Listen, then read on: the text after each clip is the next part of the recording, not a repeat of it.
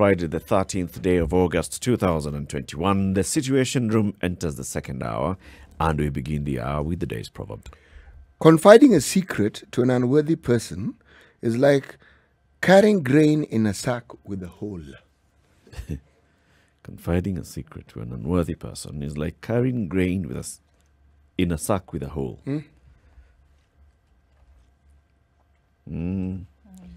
You will leave your secret everywhere as you go. Wherever you traverse, wherever you go to, you will be leaving. Wherever the sack goes, you'll be leaving bits of it. And that sack is with you because you're carrying it. Where is the proverb from? This one, they say it's a Nilotic proverb. So which Nilots?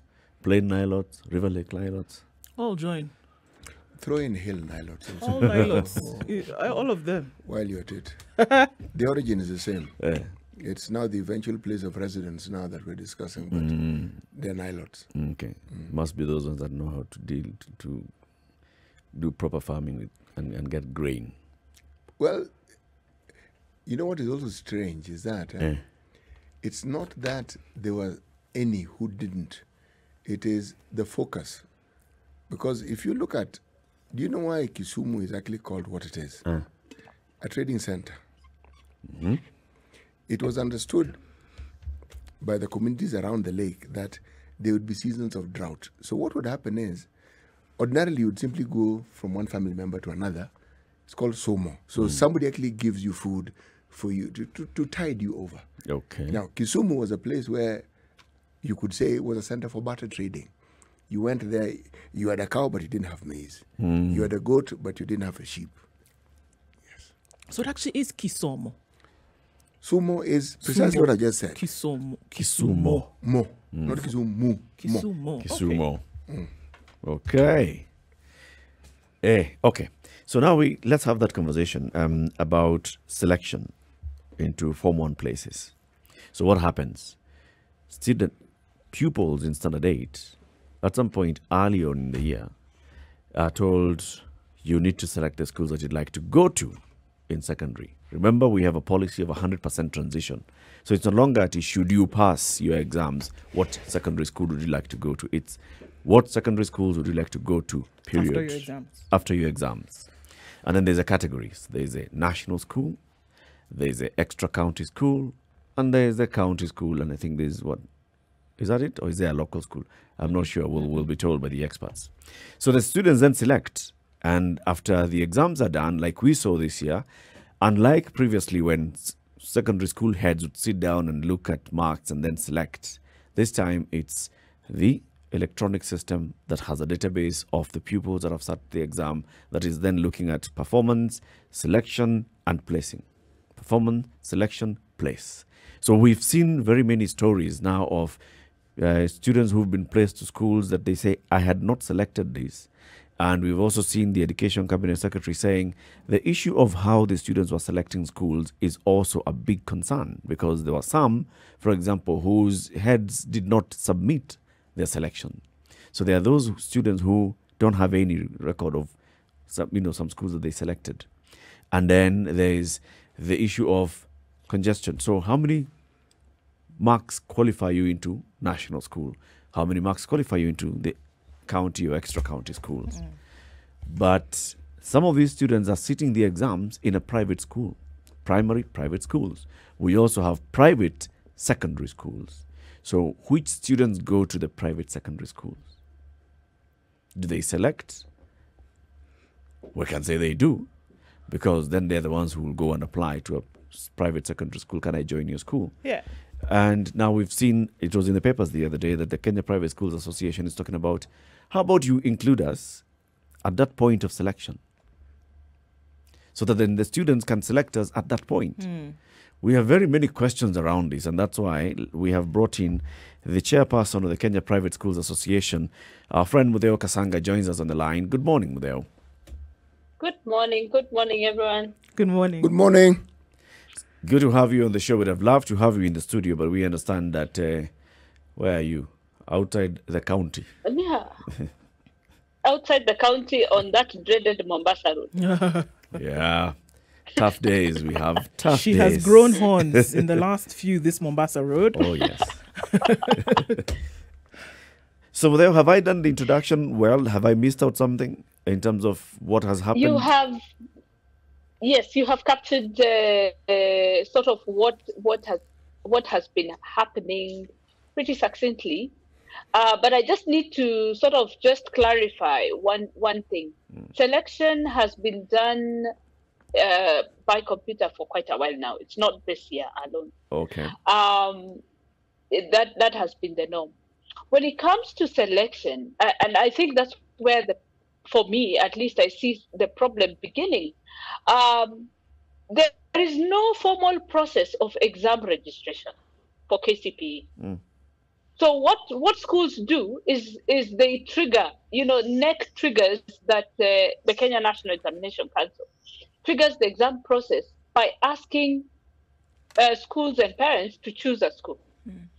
So at the end, when you hear a child did not have schools picked for them, what they didn't have is they weren't registered for the exam. But because now it is becoming increasingly impossible for head teachers to get away with it, all it takes is for a parent to complain, oh, my name is not on the nominal roll when the time for confirmation comes. And therefore then they realize that they weren't registered for whatever reason a school decided not to register. I mean, this year you saw the cabinet secretary trying to sort out a child in Muthui County where they turned up for the exam and they hadn't been registered. So he made sure that they sat for the exam because that's the law. And then consequences were triggered, I believe, from the Teacher Service Commission to sort out what happened there to make a school not register a child. That for me is where the problem begins. That right now we are in August, we are already registering children for the exam, but it's not actual exam registration, it is selection of schools. And what that does, it is too early. Kids choose schools without even knowing what they will score at the end of the year. And then now you get certain schools being oversubscribed, and then you get innocent mistakes because parents have not really understood what the selection process entails. I have seen, for instance, I was trying to guide somebody at my salon where I go, their child is now set for KCP in March 2021. And next year, sorry, this is KCSE KCP 2021. And the school gave them the whole list countrywide, the entire database of schools. How is a parent supposed to choose from over 8,000 schools? Not 8,000, 4,000 secondary schools. They didn't extrapolate for the parents, narrow down lists to help them focus. Like if I'm in Kajiado County, then I need to see the extra county schools in Kajiado. In fact, I need to see the national schools in Kajiado, the extra county schools in Kajiado, as well as perhaps others that can take my child. And then I look at the county schools and the sub-county schools. So you find one of the biggest issues we were sorting out, innocent parents who, made a choice without much guidance. And their child then, because they made the choices not understanding the dynamics, which the head teachers do understand, but then did get placed in a school they could even attend. So when a child gets, say, 302 marks, then they get taken to a sub-county school within the county, but that they cannot commute to. Sub-county schools tend to be day schools. So, for instance, if you're in Kitengela and you get taken to a school in Loitoktok, you see it's in Kajiado County, and the child qualifies to perhaps go to a sub-county school. But that sub-county school is in Loitoktok, which is really on the other right. It is so far away. And it's a day school. Kajiado. It's a day school because the child qualifies to go to a day school. But then, because the way the choices were made, then the government then slots them into a school because every child has to be allocated a school. But why does this happen? Is it because the head teachers do not know what they should be doing? Is it because the county education directors of education are not doing their job? Why would this happen? I personally, I think that the process is not clearly explained, especially in public schools. And in public schools, please let's not forget, like if you're dealing with 300 candidates, it can be difficult to coordinate everything. in my opinion. I'm trying to imagine what would go wrong. They might not have the resources, perhaps, to or I can't really explain it because I'm not in the public sector, but I can only imagine because I ran to help my people who I know in public schools and give them advice, telling them, make sure you choose schools in your sub-county. At least make sure it's near where you are. You can see it, you know, in case your child doesn't get the marks to take them to a boarding school, that sort of thing. You know, but Mutheu, let me ask you this whether question. Public schools hold talks with their parents to guide them on this process. Since private schools also have students who sit the exams in Standard 8, tell us, what you who is in the private sector, what do you do? How do you get to communicate this issue of choices to the parents? You know, for us in the private sector as a whole, you know, generally, look at it from the private school in the slum and to whichever school, we tend to have better parent engagement. You know, whatever means, you know, SMS, newsletters, you know, we communicate to parents. Private schools do communicate to parents. And that's the key. In my narrow experience, which is old, first and foremost, of public schools, and you know, of the era of capitation, is that the public schools tend to be very limited resource-wise. Not that nowadays with technology these things cannot be done, but they tend to be limited, and they tend to sort of operate with a slightly more distanced method of engaging parents. That's the way I view it. I'm not trying to criticize what they do and what they don't do, but compared to private schools, we have a more open, you know, and nearer relationship with parents. So therefore, we are able to sit and advise parents quicker, and therefore we have less fallout. Our fallout happens when occasionally we get very disadvantaged, especially on the top end, because of performance, where merit sometimes is minimized. But on the whole, when it comes to the process, our issues have largely been sorted out with the Ministry of Education.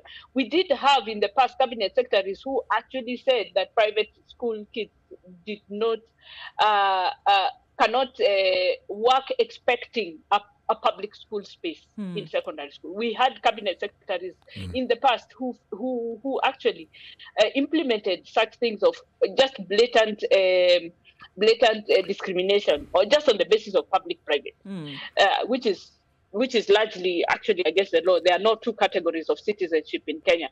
So in the last sort of 3-4 years, we've not had the major issues we used to have in the past when it came to this election. What is clearly emerging is that, like right now, we are the Ministry of Education is tracking every child who starts Standard 8 in March, and they've asked head teachers to account for their Standard 8 candidates. Now that's a tall order to ask whether we are in public or in private. Yes, schools are trying their best to track students, their own students, where they have gone, but the ideal would be to make that process very, very, you know, watertight, and as you know, where parents need a choice, that choice be given, because it's a transition point. It's a transition point, and as long as you're asked to choose, then that choice should be, you know, availed. The whole full breadth of the choice should be availed to a parent, because the parent is asked to choose. So then, don't, you know, make all the choices, and that is where our ask that let's find a method of making sure that private secondary schools are captured in that. It will serve very many purposes. It will give option to those who really who wish to have that option, because these schools are registered under the Ministry of Education. We have the national schools, we have the extra county schools, we have the county schools, we have the sub-county schools, and we have the private schools, secondary schools, which are fully registered by the same Ministry of Education, and it is doable. I mean, as long as I know the issue then becomes funding, but that question of funding is a matter of when, not if. It is owed to all Kenyan children. It is, so we can put it on the table for now that we know the government is facing constraints, but it is a matter of when, not if the children deserve to be funded. To be funded. It is so clear in the constitution. So for now, if the Ministry of Education can work to open up that element of choice, so that the parent who really does not want to go to a public school, and they are there, they are there for various reasons. Their kids could be having learning difficulties, and they want a more specialist school or a kind of school that caters for that. They could be just parents who feel that the chance game of marks and is not what they want to subject their children to. But Mutheu, they could be feeling that they know the quality of public education. We know right now the issues of schools that are so packed full. Yes. And it is not to the fault of the government in any way, other than the fact that our population has grown, and now that we have 100% transition, and we have stopped putting children through labor training because the laws actually forbid it. Then we need to have, take advantage of everything. After all, we are building roads using a PPP. Wow, Why can't we also just educate our Mutheu, kids using a we PPP? have a national exam, the KCPE, which determines now going to secondary school. But this national exam is also administered in private schools. There are we have children sitting this exam who are in private institutions. They make the transition to secondary school, and we find that a lot who have done this exam while doing KCPE while in a private school will more likely than not go to a private secondary school, which is normally the case. I'm just finding that you won't have many who will then move from a private secondary school to a private primary school to a public secondary school. Mostly they will continue in the same sector. So if you're able, actually, that's not quite true. Is it not? That's not quite true. Do you have a lot of students who are moving from? We have a very strange dynamic. We are in Kenya, so Kenyans go to private primary schools and then go to public secondary schools. Yeah. Okay. Now. And then now we have a healthy mix of parents who have been either in public or in private, who then backflow into private schools. Yeah. Okay. So then, what you were talking about then in terms of funding then should not be the issue, because it came out to say that, all right, if somebody was looking at it that going to secondary school, which is more expensive than primary school, if I were going to a private school, then the burden of cost then is on, and how are we going to be able to afford it? Now you're saying that it shouldn't be an issue. How would it be sorted out? That if the government doesn't take the brunt of the responsibility in transitioning all of these students in terms of funding, what in your mind would be able to make it possible for students to afford at private as they would at public? 100% transition means that the government looks at the KCPE numbers and provides funding for every child who is in a school At the public level. And that has been happened. No. It has never discriminated. As long as you enter a public school, you get funded. Yes. Yeah, 100%. Remember, all children sit for KCP. With 100% transition, as we roll back 2 weeks before Form 1's reported, every child had been allocated money. Right. So now we are saying, if your question should be, what happens to that money when a child moves from a public school to a private? That is my question. How, if we're saying that a number of these should be given, like, let the private schools be part of this when it comes to selection, that there are many who may be worried about how we're going to sort this out. So are you saying that one of the suggestions would then be this money that you would otherwise give to a student who went to the public school be given to the same student who will go to a private school? Let me mix you up a little bit by asking this question. Supposing every child in Kenya reported to the school they were allocated, every single, they were 1.2 million. Yep. About maybe 150 were in prisons, whatever. So forget the 150 private candidates. Let us say 1.1. Okay. Then what happens to the funding when these children in second term in Form 2 move back to a private school? Before we answer that question, let's actually ask it this way. Is there a budgetary allocation for all the students at secondary level? Because we know that, yes, there is capitation that and goes to the public primary schools. Yes. Public primary schools, we know there is capitation, and the students, the head teachers report the numbers. Now, when they're making a budget for the secondary school, are they using data from the public secondary schools, or are they using data from KCPE? To allocate Form 1 data, money in Form 1, it is data from KCPE. It is data from that 100% transition. Okay. So then there are questions then to be asked of the education ministry. As far as I know, the Treasury allocates according to KCPE. Those who qualify, and those who qualify are children in school centers, not the ones who do in prisons, not the ones who do in the private centers, not the adult learners. Okay. If you see what I mean. Then in that case, then there's a question that has to be asked. So every child gets money, but not every child benefits from it. And there is an accountability issue there. There is an accountability issue, because in total we have close to by October we shall have nearly 500,000 going on to 700,000, 800,000 children in private secondary schools.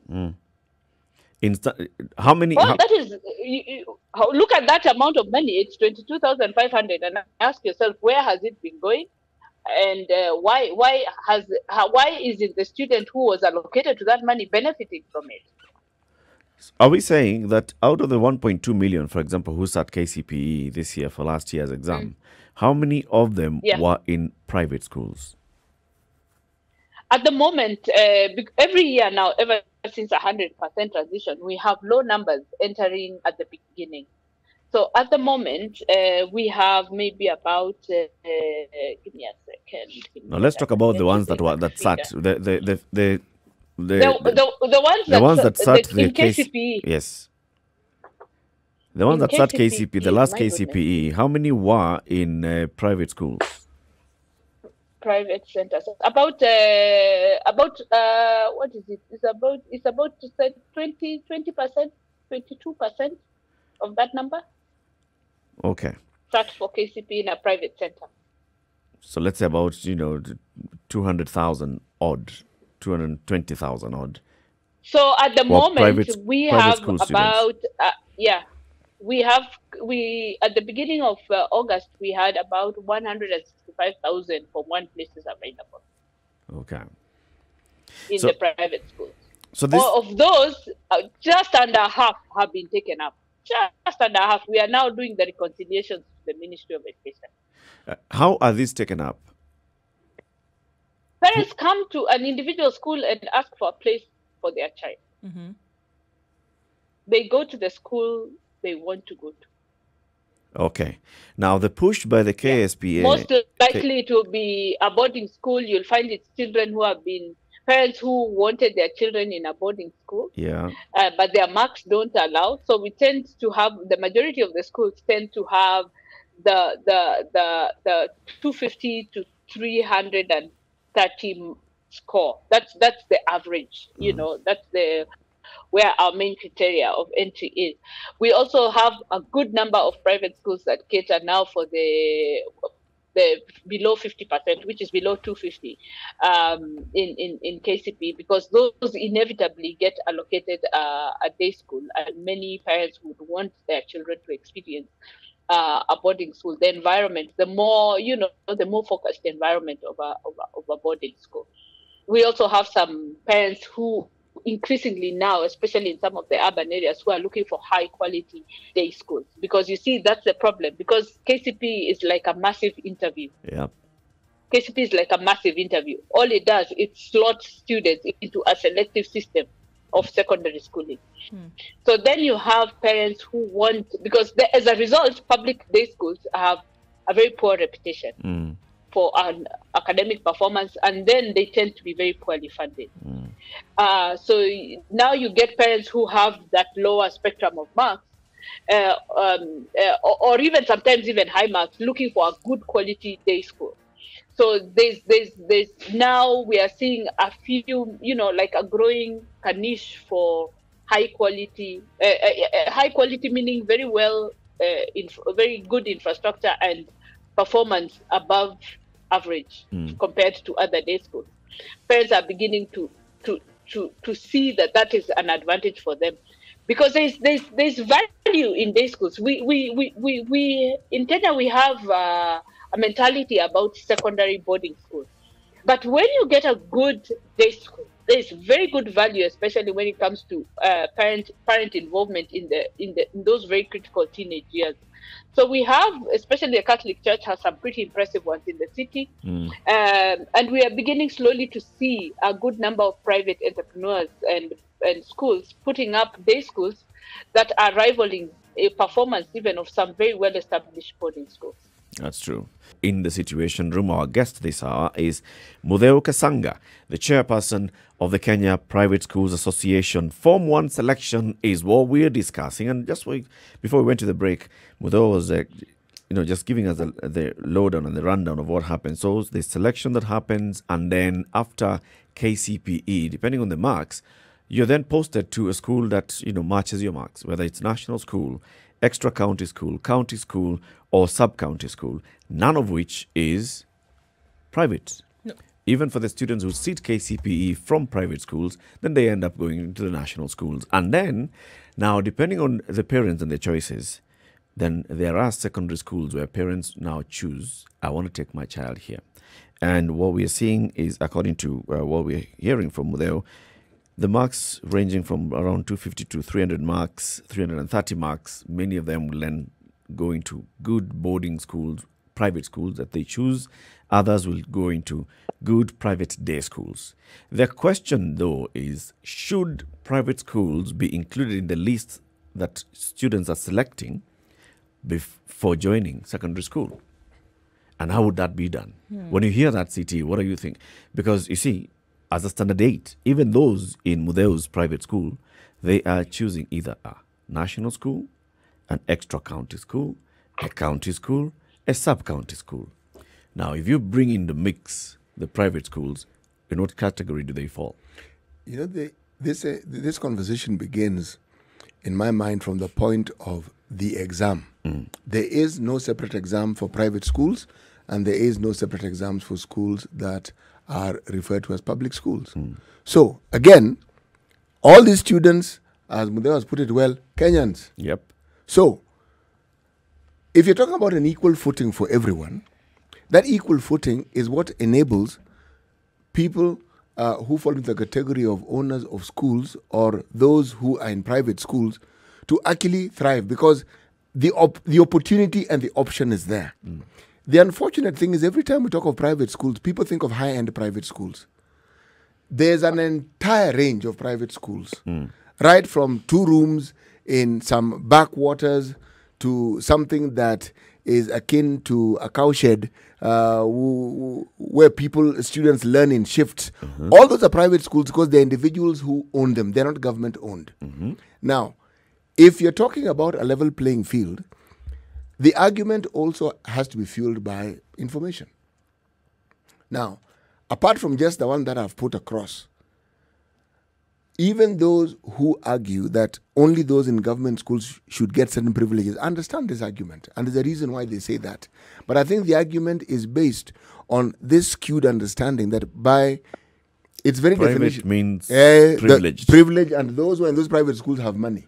So since they have money, why do they want to compete for this same pot that other people who don't have money have? But therein lies the small little print of discrimination.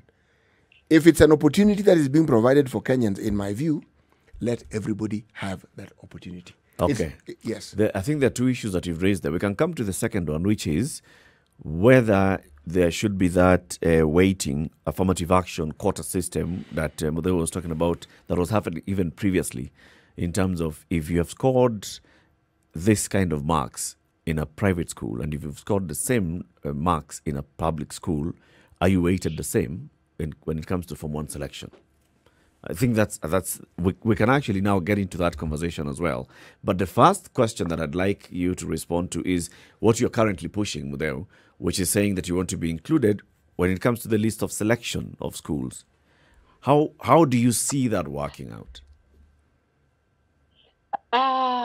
At the moment, the slots are there is affirmative action still being applied.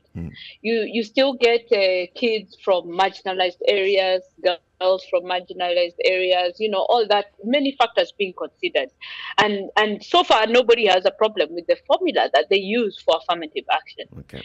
Here, when you hear arguments that kids in private schools don't deserve capitation, it's the misconstrued view that capitation is an affirmative action fund. Capitation is not an affirmative action fund. There are bursaries, there are other things that now come to cater for affirmative action.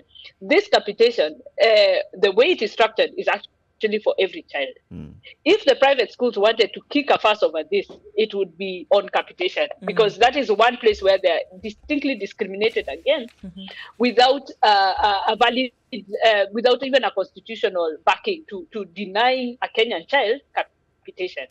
It is a fund to a child. It is not a fund to a school. And that's the misconstrued. Even legislators, they think that way. They think capitation is a fund to a school. Yes, some funds of that capitation are allocated to a school, but the full, the way the capitation was structured, it was not an affirmative action school, nor was it ever meant to fund schools. It was always meant to make it easy for parents to take their children to school. It was meant to reduce the burden of education on the parent, never on the school. For schools, they have, SECEB and other not SECEB, what are they called? They have other funds that fund the infrastructure of schools. And then, of course, the communities. We have this very flawed method of building schools via communities, via Rambe. So schools look like they are communities largely. So if a community is wealthy, they will have very well set up schools. If it is not, then the schools look like, the poverty, reflect the poverty in that area. Right. So yes, funding of public schools needs to be sorted out. But Mutheu, that argument is a bit skewed, if I may just chime in, because yes, it's skewed. It's skewed very much to the left, because many of these so-called public schools that are built by Harambes, one of the things that used to happen and has still happened, whether they're church-based or community-based, is the government takes them over. So it isn't as though... By taking over, what do you mean? Oh, the government provides teachers. Right. If now that there's CDF, CDF can actually help the schools grow and develop. Right. So essentially, the input, the seed is planted by the community, by the church, but with time, and it doesn't really take long, the running of it is usually then in the hands of the government. But there's no contradiction with Correct. what Mutheu is saying. No. Because Mutheu is Correct. saying it will reflect the capacity of that community to establish that school. If a community is poor, the school infrastructure, to begin with, is going to reflect that. Yes, that is there the a contradiction? interpretation of what she said. My That interpretation is what I'm was... saying. That is what she's saying. Oh, that's what you're saying? Yes. No, that's Yes. not what I heard. Okay. Yes. Okay. Okay, sorry. So if this is what we're that's looking I at, was saying. Mutheu, then if all of these things are clear reality, obviously this did not come about today, or with this recent, jostle that we've seen in the last 1 week, having to extend, registration and such. So why hasn't there been a clear push for this capitation to then be available for students who are also in private schools? Because yes, for the image that is put out there is that private schools are luxurious schools all the time, right? But it is clear that that is not the case. Why hasn't there been a previous push that is clear for us to see that, we're all saying, let those in private schools also have this money that's available for every child in the country? I believe that's a journey we're already on. We've already petitioned Parliament. There's a petition sitting in Parliament to just relook at how that funding is passed to students and to track it backwards so that the system is put in place. The Ministry of Education already has a system that is at work right now for university students where they get capitated and the funding does move with the students. So if a student starts, say, in a private university and decides to change course in the middle of their course, to a public institution, their funding moves with them. Okay. And the method of transfer is extremely clear. Okay. For basic education, we find that process has never been, there is no transparency for that process. And that's why we are asking now, given that we are going into 2023, where we have 2 exams. Next year, we have 2 exams. We have the March exam and we have the December exam. And the December exam is critical. It comes in with the first cohort of CBC. So it's a double intake. If we do not factor in all the spaces we have in the country, we are staring at a disaster. Right. That's transition. Yeah, we are staring at a disaster. And as it were, the roadmap for CBC has been mapped out and it looks good. But if we are not working as one wheel, because the students, like Latif said, Eric said, they sit one exam. They don't sit 2 exams. There's not one exam for private and one exam for public. Yeah, it is one exam. Yeah. So we are all exiting students into that void without a good and well coordinated plan on how to ensure that we do not deny children access to education. And children are being denied access. They might be a very small minority, but their parents still looking for a school right now for Form 1. Yes, yep, that's true.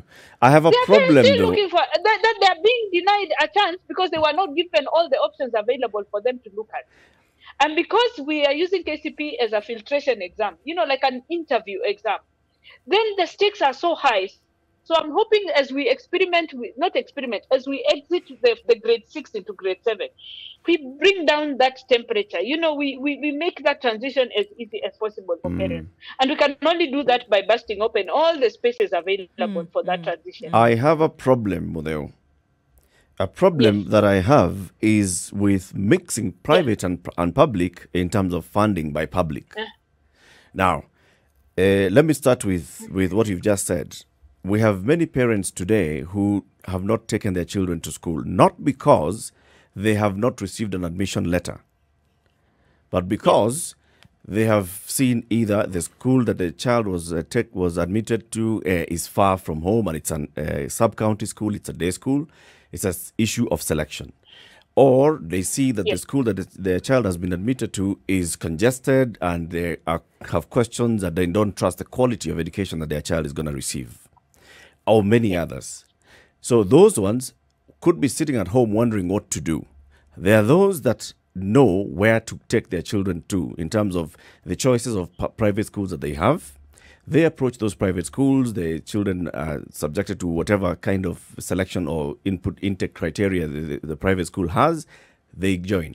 Others are not doing that because of maybe fearing costs, or just lack of awareness of the number of private schools available to them, which is what you and your association should be doing. Create awareness, let everybody know what private schools are in whatever region, and then now address the other issue of those that are fearing to bring their children to school because they are fearing that the fees could be higher than they could afford.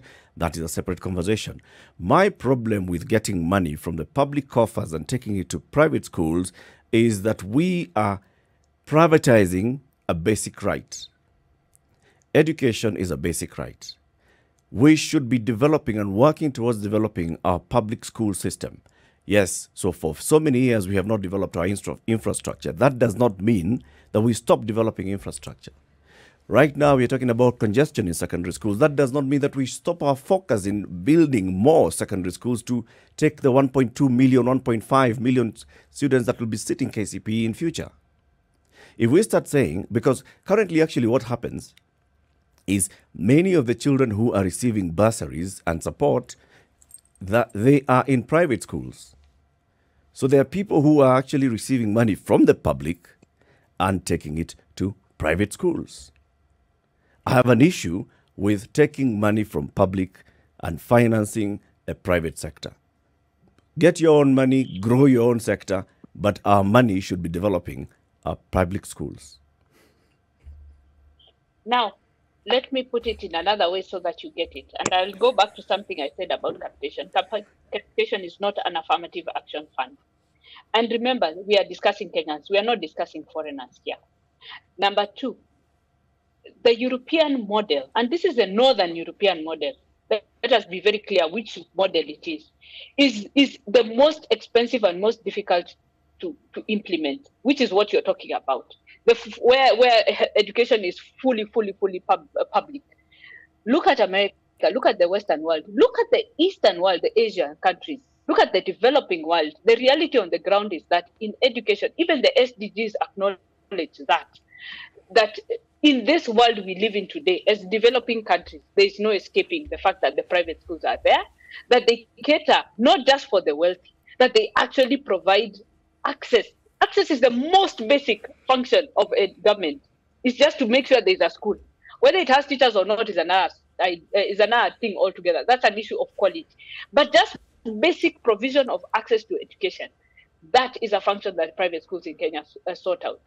Add in all the other elements of ensuring that there's, that there's quality education and whatnot. That is why we have regulators, to make sure that these things happen.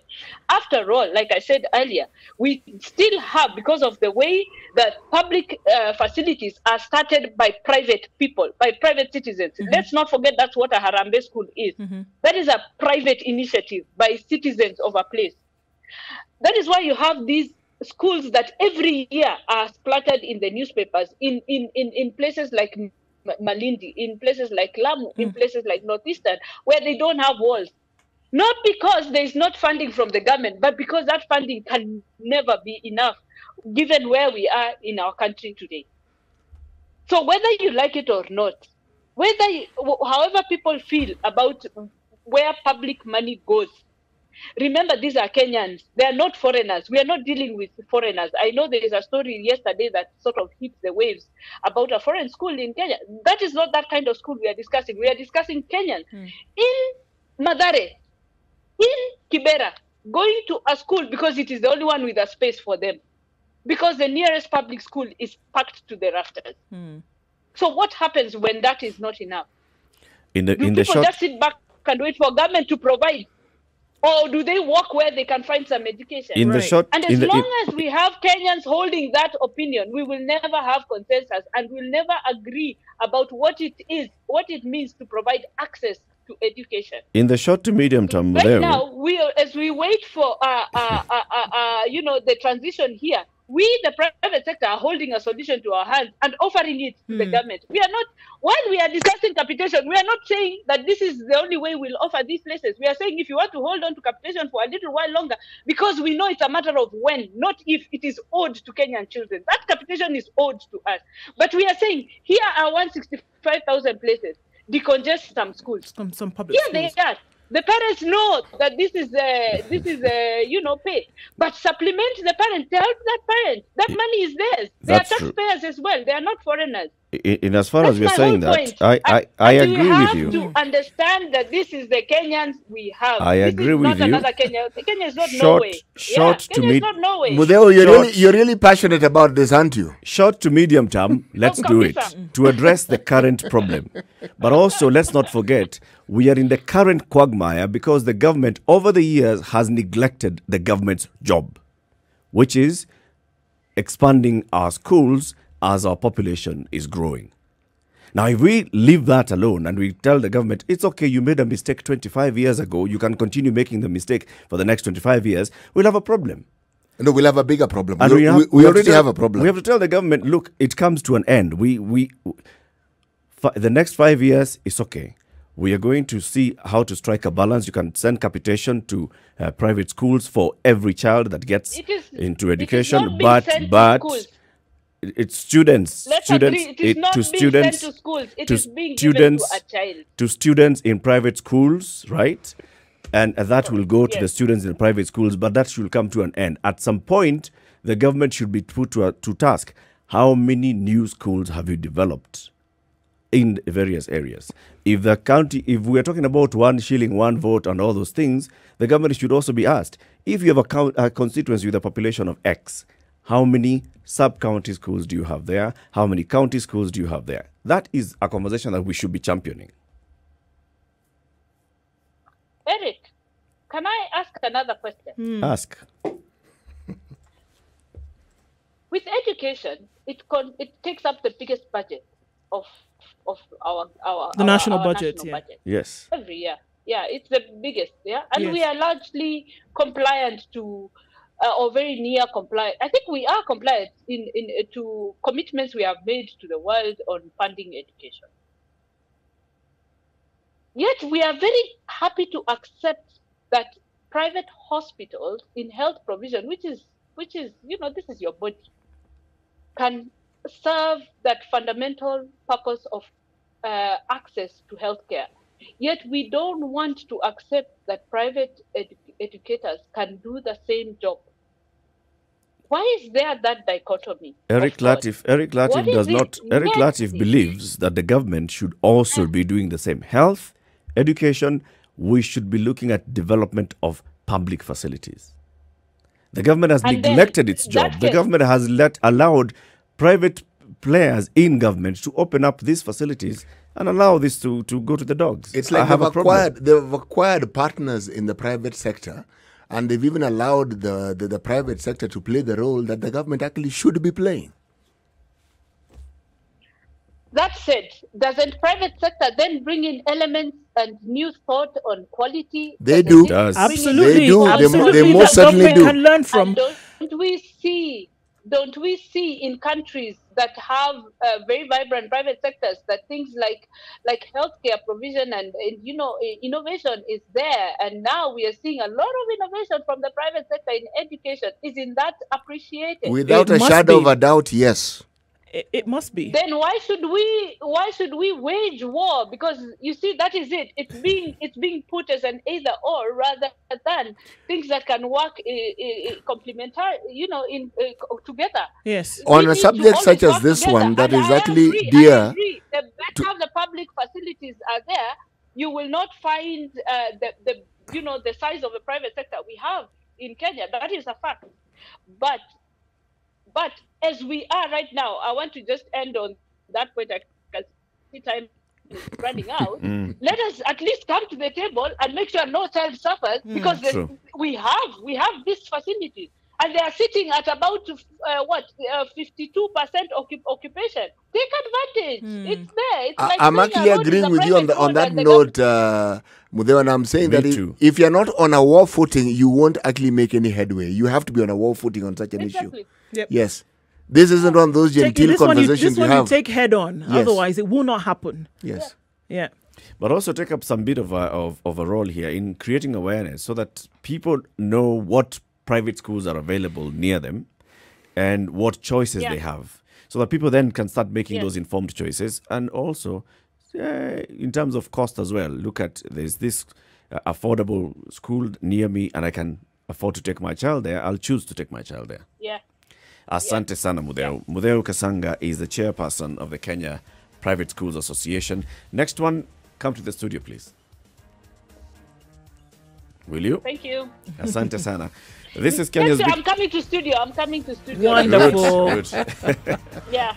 Keep it right here, and the next hour we continue. I'll leave at 4 a.m. to make sure I'm there by 7. Yes, we'll have breakfast for you here, ready. Oh, you better. This is the Situation Room, the only way to start your day.